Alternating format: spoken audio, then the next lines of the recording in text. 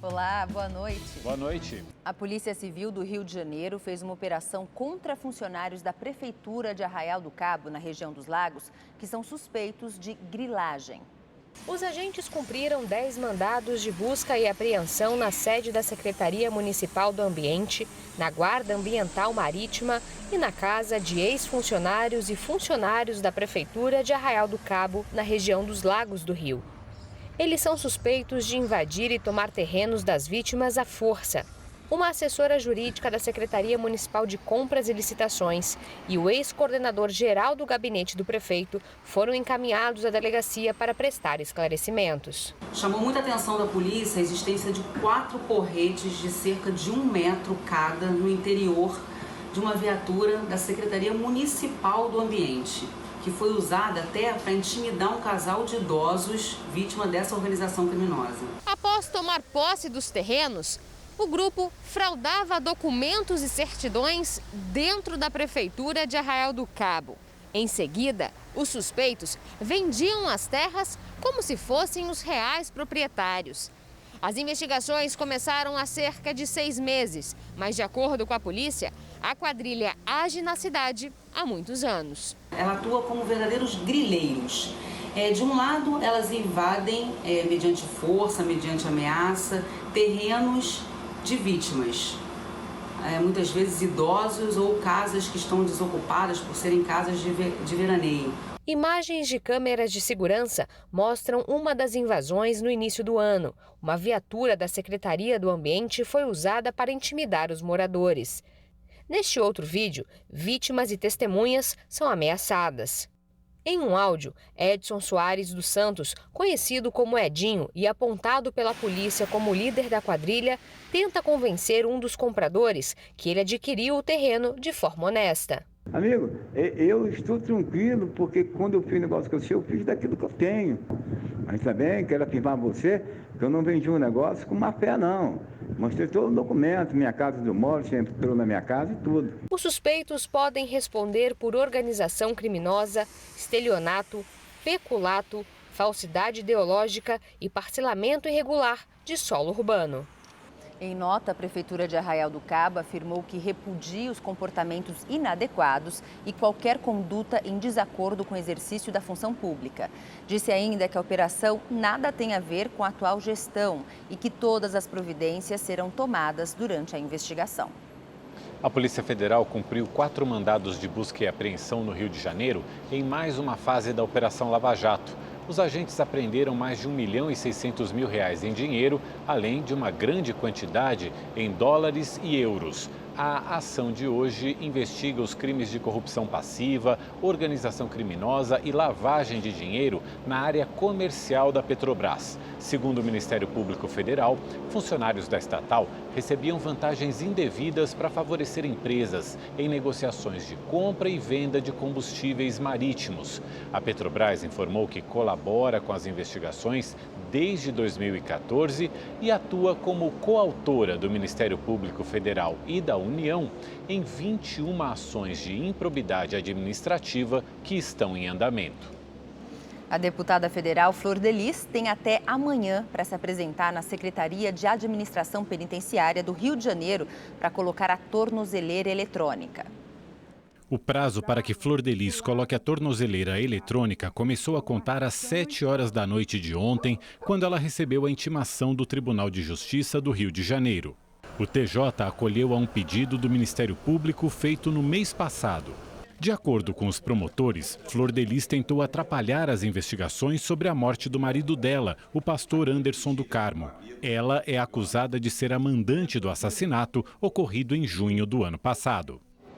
No Rio de Janeiro, o Tribunal Regional Federal da 2ª Região confirmou hoje as condenações do ex-governador Sérgio Cabral em 2 processos. O julgamento foi a pedido do Ministério Público Federal, que solicitou aumento das penas dele e de outros condenados. Em uma decisão, foram mantidos os 13 anos de prisão por lavagem de dinheiro na compra de imóveis e serviços de consultorias inexistentes.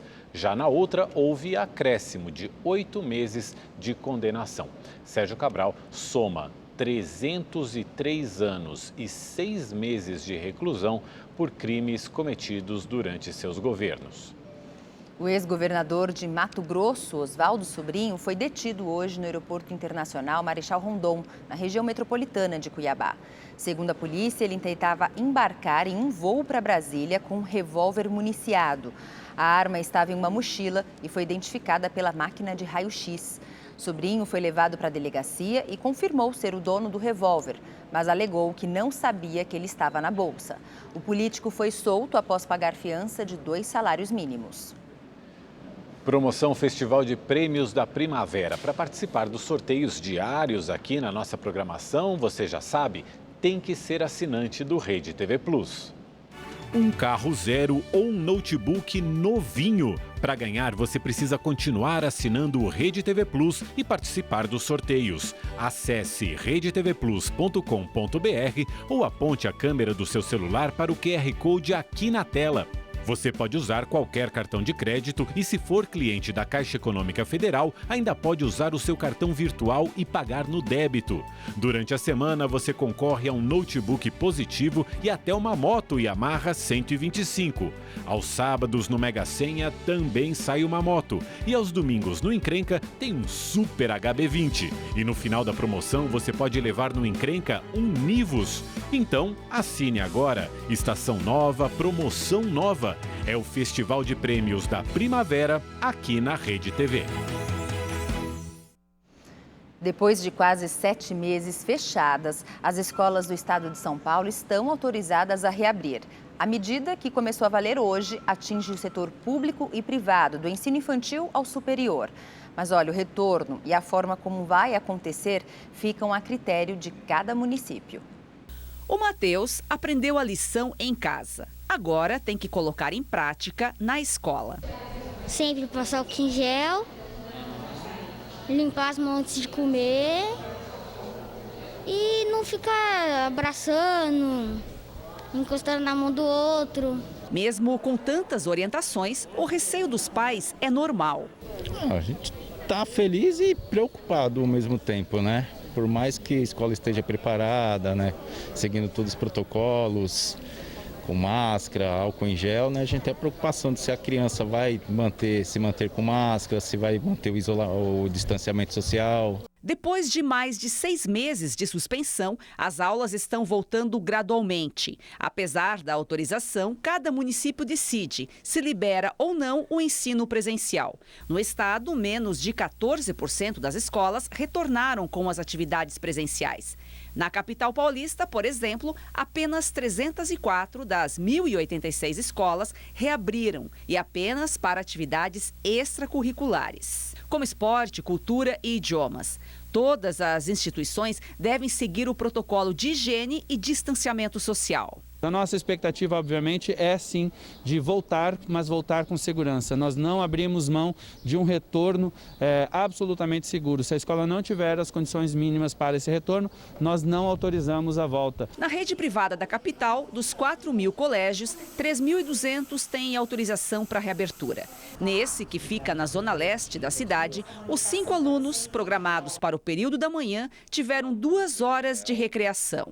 Já no período da tarde, essa escola tinha previsão de receber 3 alunos, mas eles não apareceram. Dos 700 estudantes, apenas 40, matriculados até o 5º ano do ensino fundamental, confirmaram que vão retornar à instituição. O restante optou pelo ensino remoto. A gente reduziu bastante, né? Mesmo tendo previsto apenas 20%, né, que a gente poderia acolher, mesmo assim nós reduzimos até para oferecer uma segurança maior para as famílias, né?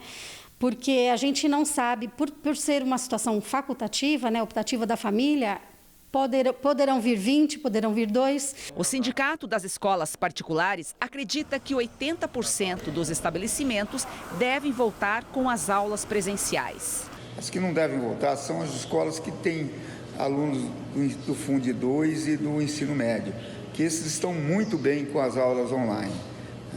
Então, quem está sofrendo muito são as crianças menores de 0 a 8 anos, que por isso a gente está aconselhando as escolas que voltem com esses menores para poder fazer esse acolhimento e esse reforço escolar. E com o retorno às aulas, o governo de São Paulo anunciou que vai testar mais de 19 mil alunos e profissionais da educação nas próximas semanas. O objetivo é mapear os níveis de infecção na rede estadual de ensino.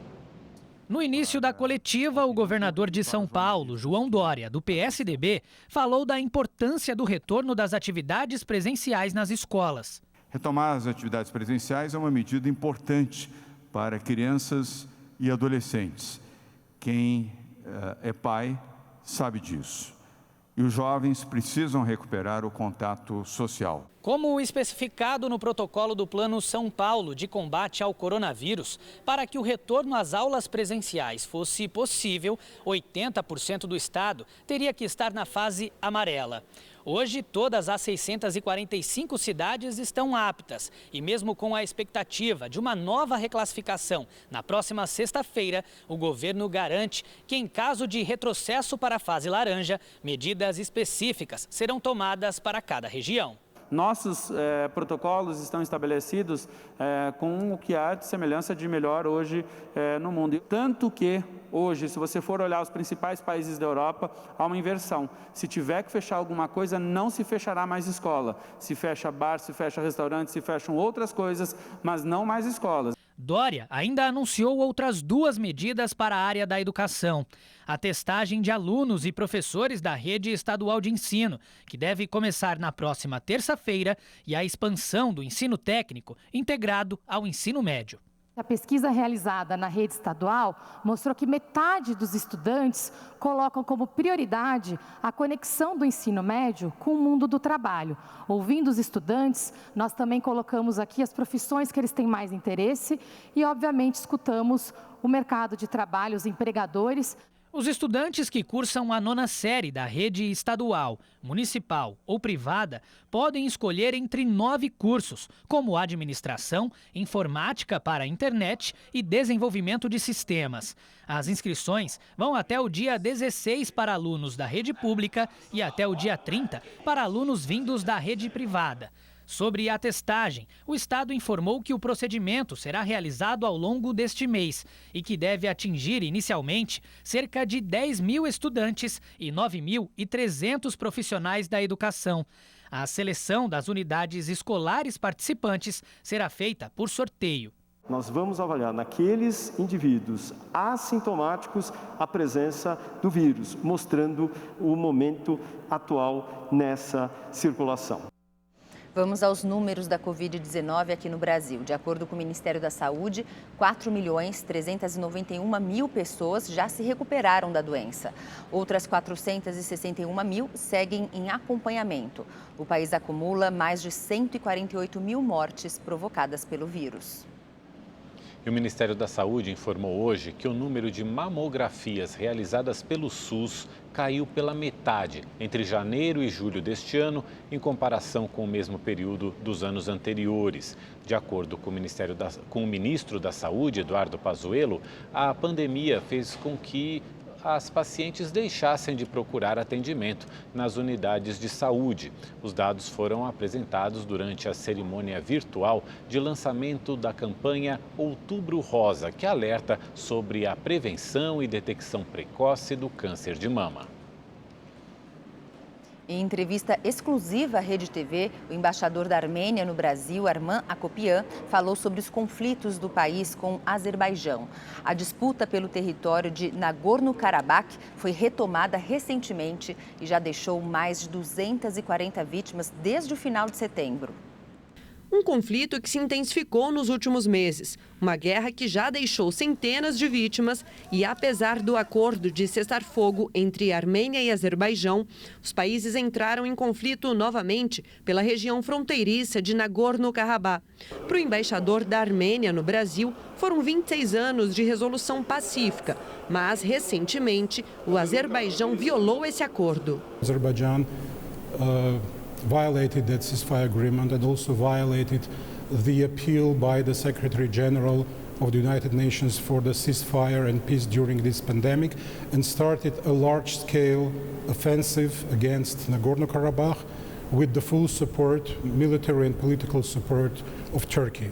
And Armenia is in favor of the cessation of all hostilities and return to the negotiation table, but unfortunately the Azeri side, backed by Turkey, so far they are refusing to end the hostilities, and so we are continuing to lose both sides, to lose people, which is the most unfortunate reality of this war. Atualmente, a região de Nagorno-Karabakh é formada, em maioria, por cristãos armênios, mas pertence ao território de Azerbaijão, predominantemente muçulmano. Mesmo diante dessa disputa religiosa, política e territorial, em 1994, houve um acordo de cessar-fogo entre os dois países, com negociações de paz entre os representantes da Armênia e do Azerbaijão. A conflict, as I've explained, it began with the demand of the people of Nagorno-Karabakh for self-determination. And this involvement of third parties, large and influential countries like Turkey in this conflict, they will have very serious implications for the whole region and maybe even for the world. Para o embaixador, o principal motivo para o Azerbaijão não aceitar um novo acordo de paz é a forte influência que a Turquia exerce sobre o país. And France and many other countries, including Brazil, which made a statement calling for the cessation of hostilities and return to the negotiations. This is an unfortunate reality that the Azeri side does not wish to end this new cycle of violence and to go back to the negotiation format. Na ofensiva, desde domingo retrasado, o Azerbaijão admitiu nesta quarta-feira que pode negociar o fim do conflito com a Armênia. Procurado pela Rede TV, o embaixador do Azerbaijão afirmou em nota que o país sempre foi aliado à Turquia, mas garantiu que o Azerbaijão é capaz de restaurar a soberania sobre todos os territórios ocupados no país. Disse ainda que este conflito é claramente territorial. O embaixador garantiu que o Azerbaijão está pronto para retomar as negociações de paz, sob a condição de que todos os militares armênios deixem os territórios ocupados do Azerbaijão. O ator e ativista Stepan Nersessian, descendente de armênios, acredita na luta por justiça para a Armênia. Nós somos órfãos da violência, né? Da violência que se repete agora. Então,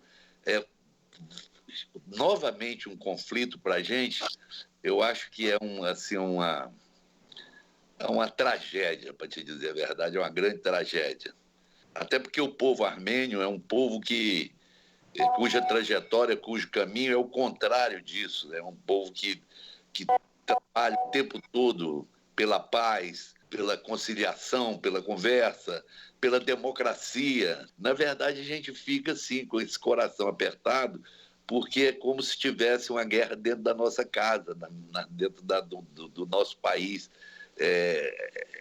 É o que o armênio sente, por todas as pessoas, né? Espero que alguma solução seja dada o mais breve, o mais rápido possível, para a gente evitar o derramamento de sangue. Armenia, my country, is in favor of peace, is in favor of ceasing this war and restoring the peace in our region, because at the end, Armenia and Azerbaijan are neighboring countries, and sooner and later they will have to find a peaceful solution to restore the peace and try to live in peace with each other. E o calorão, hein, que não está dando trégua em muitas regiões do país. Hoje, o estado de São Paulo registrou simplesmente a maior temperatura da história, mais de 43 graus. A capital paulista também bateu recorde para o mês, atingindo os 37 graus. Então vamos saber qual que é a previsão do tempo para os próximos dias com o Igor Silveira. Olá, boa noite. A quinta-feira será com predomínio de sol nesta área amarela do mapa, que vai do interior nordestino, partes do sudeste e também no centro-oeste. Por isso, vale lembrar do alerta emitido pelo IMET quanto à forte onda de calor que pode causar hipertermia, que é o aumento da temperatura corporal que pode levar à morte em casos mais extremos. No sul do Brasil, a situação é diferente e a previsão é de chuva forte em partes do Paraná, Santa Catarina e também no Rio Grande do Sul. O tempo fica instável no Rio de Janeiro e no sul do Espírito Santo. Em Minas Gerais, o dia continua quente, com baixa umidade relativa do ar e a máxima será de 37 graus. Então imagina o calor que vai fazer por lá. Na região norte o dia fica quente, mas pode chover a qualquer hora do dia. No centro-oeste, a máxima em Cuiabá continua na casa dos 41 graus. Em São Paulo, pode chover a qualquer hora do dia, principalmente no litoral. Mesmo assim, a máxima pode chegar aos 37 graus. E se você quer saber mais sobre a previsão do tempo na sua cidade, é só entrar no site da Rede TV. Eu fico por aqui, uma ótima noite e até mais. O governo lançou hoje um programa para incentivar o setor da aviação e reduzir custos da atividade aérea. Uma das medidas é tornar a autorização para pilotar definitiva e acabar com a necessidade de renovação. O pacote batizado de Voo Simples foi lançado pelo presidente Jair Bolsonaro e pelo ministro da Infraestrutura, Tarcísio de Freitas, durante um evento no Palácio do Planalto. O programa inclui 50 medidas que visam reduzir a burocracia não só da aviação comercial, mas também da agrícola, experimental e de táxi aéreo. O Voo Simples também tem o objetivo de ajudar na retomada do setor, que foi um dos mais prejudicados pela pandemia do coronavírus. Mas o principal são as barreiras regulatórias. Porque antes a gente pode imaginar que tudo que está sendo feito só vai atender a aviação comercial. E essa era a angústia de quem milita na aviação geral.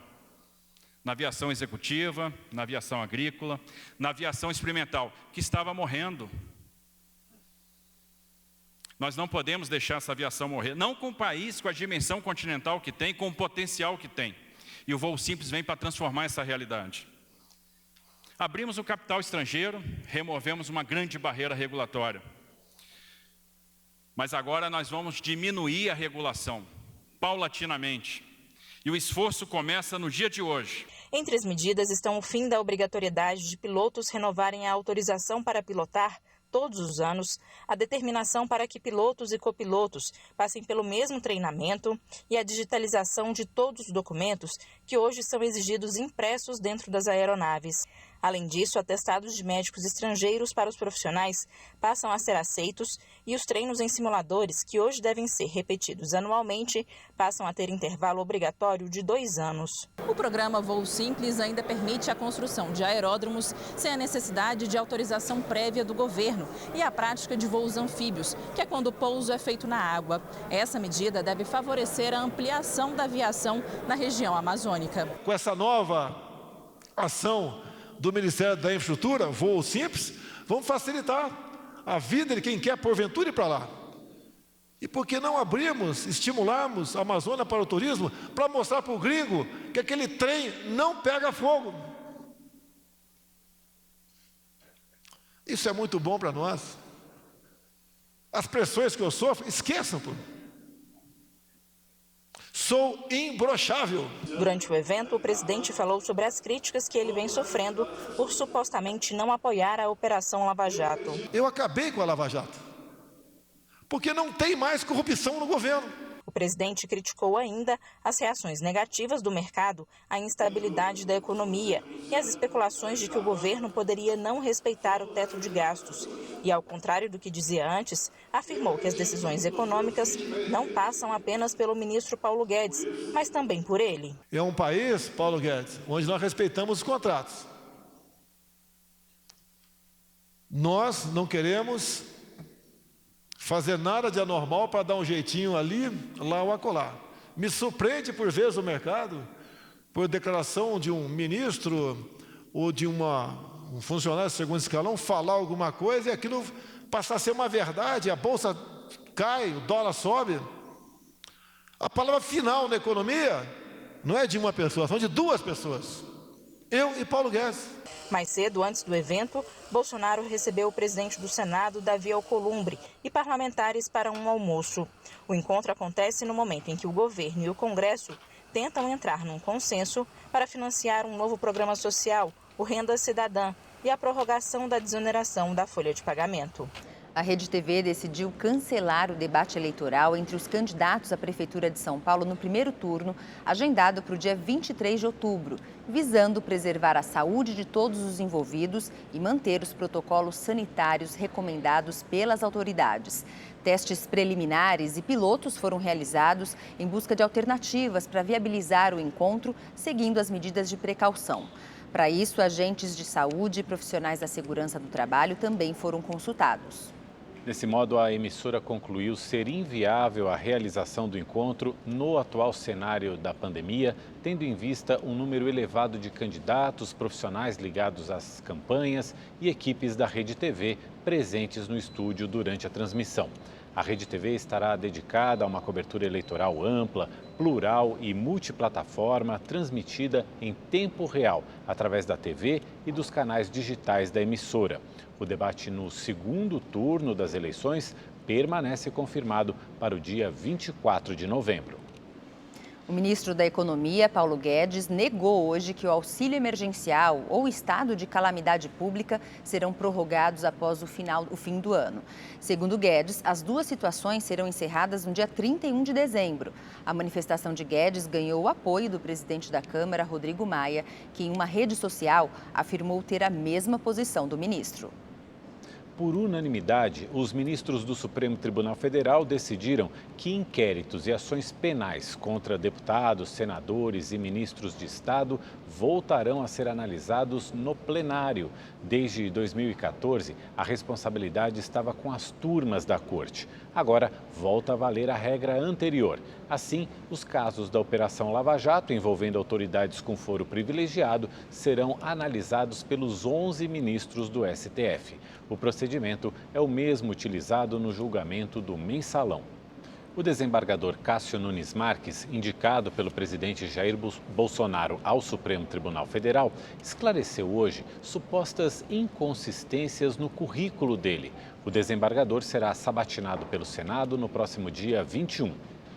Os questionamentos surgiram porque no currículo disponibilizado no site do Tribunal Regional Federal da Primeira Região em Brasília, onde Cássio Marques Nunes atua como desembargador, aparecem um pós-doutorado e uma pós-graduação que supostamente não teriam sido cursados. Nesta quarta-feira, Cássio Nunes divulgou uma nota com 8 páginas. No documento, ele esclarece detalhadamente cada situação. Em relação a um aperfeiçoamento em contratação pública feito na Universidade de La Coruña, na Espanha, o desembargador explica que em nenhum momento foi afirmado que o curso corresponde a uma pós-graduação no Brasil. A coincidência seria de ordem semântica, pois na Espanha, curso de aperfeiçoamento após a graduação é denominado pós-grado. Quanto ao pós-doutorado feito na Universidade de Salamanca, na Espanha, o indicado ao STF esclareceu que a expedição do diploma está em tramitação. Com as explicações, o desembargador acredita ter esclarecido todas as dúvidas sobre o currículo dele, colocando assim um ponto final em qualquer suspeita e questionamento sobre o assunto. O presidente Jair Bolsonaro tem demonstrado que não cogita rever a indicação de Cássio Nunes para a vaga do ministro Celso de Mello no Supremo Tribunal Federal. O mal-entendido também não deve ter influência na sabatina de Cássio na Comissão de Constituição e Justiça do Senado, marcada para o próximo dia 21. E a expectativa é pela aprovação do nome dele para o cargo de ministro do STF. Em relação à suspeita de um suposto plágio em uma tese de mestrado, o desembargador Cássio Nunes Marques nega ter copiado trechos do artigo de um outro autor. Nunes afirmou em nota que, na dissertação, ele busca a autocontenção judicial. O trabalho é diferente do posicionamento do professor Saul Tourinho, defensor do ativismo judicial. Ainda segundo a nota, a coincidência das citações apontadas provavelmente decorra da troca de informações e arquivos relacionados a um dos temas abordados a partir de palestra em seminário que participaram em 2012. Em Minas Gerais, os bombeiros conseguiram controlar 2 grandes incêndios florestais em 2 unidades de conservação. Brigadistas e gerentes do Parque Nacional da Serra do Cipó sobrevoaram a área atingida na manhã de hoje para confirmar a inexistência de novos focos. O incêndio destruiu 16% do tamanho total da unidade, uma área verde que equivale a aproximadamente 12 mil campos de futebol. Foram 10 dias de combate às chamas dentro e nos arredores do parque. Em alguns locais, o fogo só foi controlado com a ajuda de aeronaves. Um dos principais pontos turísticos do estado, a região tem a maior concentração de cachoeiras de Minas Gerais. A queimada também foi controlada no Parque Estadual do Itacolomi, em Ouro Preto. Em 5 dias, o incêndio florestal devastou cerca de 10% da área de conservação. Ainda não se sabe o que teria provocado as chamas. Um balanço divulgado hoje pelos bombeiros aponta que, apesar das últimas ocorrências, houve redução de 34% no número de queimadas dentro de parques com áreas protegidas do estado. O ministro do Supremo Tribunal Federal, Celso de Mello, que se aposenta no próximo dia 13 de outubro, foi homenageado na sessão de hoje. Indicado pelo ex-presidente José Sarney, o ministro é o integrante mais antigo da corte, com 31 anos de atuação. Após ouvir as palavras de carinho dos colegas, o magistrado agradeceu a homenagem e afirmou ter inabalável fé na integridade e independência do Supremo. E o general Otávio Rego Barros foi exonerado do cargo de porta-voz da Presidência da República. O governo já tinha anunciado que a função seria extinta com a criação do Ministério das Comunicações. Rego Barros, de 59 anos, ocupava o cargo desde o início do governo Bolsonaro.